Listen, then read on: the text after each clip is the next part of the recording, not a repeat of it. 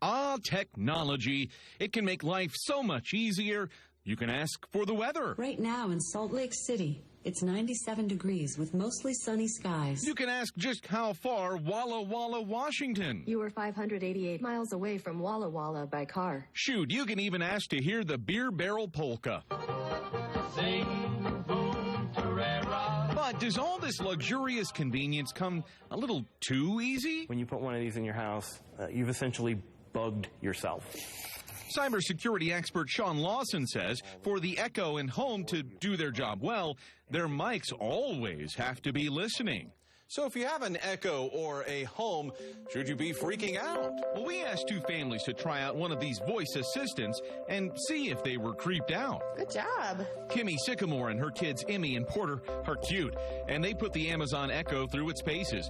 Once Kimmy downloaded the app onto her phone, setup only took a few minutes. Good thing, too. Porter had an urgent request. Turn on the kids' songs, Alexa, please. Turn on the kids' songs, Alexa. I couldn't find any kids' songs. Finally, request granted. Setup of the Google Home went just as fast for Paige and Chris Shaw and their daughter Tegan. Within minutes, Okay, Google, tell me a joke. it was open mic night. Why do cows have bells?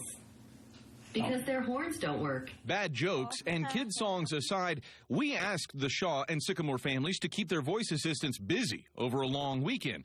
We wanted them to build a history so we could see how much those devices would remember. Okay, Google, pause TV. And when we came back, we showed the Shaws the Google Home's list of recordings. Every request made was recorded and saved on the company's servers. For the machine to know that you're talking to it, it has to be taking that voice information that it's recording and sending it back and processing. Like seeing it the activity come up on the phone, and I don't know, at first I started thinking, oh yeah, it is pretty cool, and now the thoughts are going through my mind again like, oh, maybe it's not so cool. I mean, it's a little scary that it's out there and it's kept out there.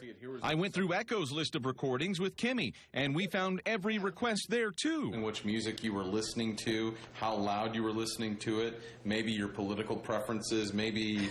I mean, there's a lot that you could ascertain from just looking through this, right? What you're going to buy at the grocery store. Kimmy says she isn't too worried about the value of her requests, but having them stored on Amazon servers makes her a little nervous. But you have to trust, I guess, those types of sources in all aspects of, you know, the cloud or the things you're storing. And it's like, well, what things should you trust? Are their servers secure enough?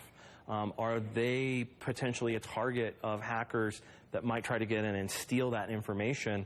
Because, again, it's incredibly valuable information. Valuable, says Sean Lawson, because companies collect that information from those requests to use or sell in various ways, and hackers and other bad guys know how to get it. Alexa, play Stand Up. Playing stand-up.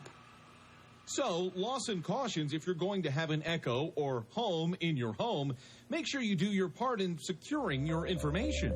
First, make sure your Wi-Fi is encrypted and secured with a strong password. Keep your device's firmware updated as well as your Wi-Fi router. You can also delete your requests through the apps, but they'll also be wiped from the servers. Good news. Both devices will let you mute and unmute the mics, and both have settings that allow you to control privacy. Alexa, you know any jokes? Those easy steps will help your privacy. What's brown and sticky? A stick. From becoming a bad joke. Andrew Wittenberg, KSL 5 News. How about that? I mean, it really is. So you have to be aware of it, I think, is the biggest thing. You keep your Wi-Fi secure and you wipe those servers, the memory clean every once in a while just to ensure that it's not lingering out there in a big, long list of your daily activities. So anybody could just put together a timeline of your life. Well, not to mention Amazon or Google, and then sell that to third-party advertisers. You never know where that goes. No, you don't. Well, both Amazon and Google say nothing gets sent to their servers until the devices hear wake words like, OK, Google, from the Home, or Alexa for the Echo.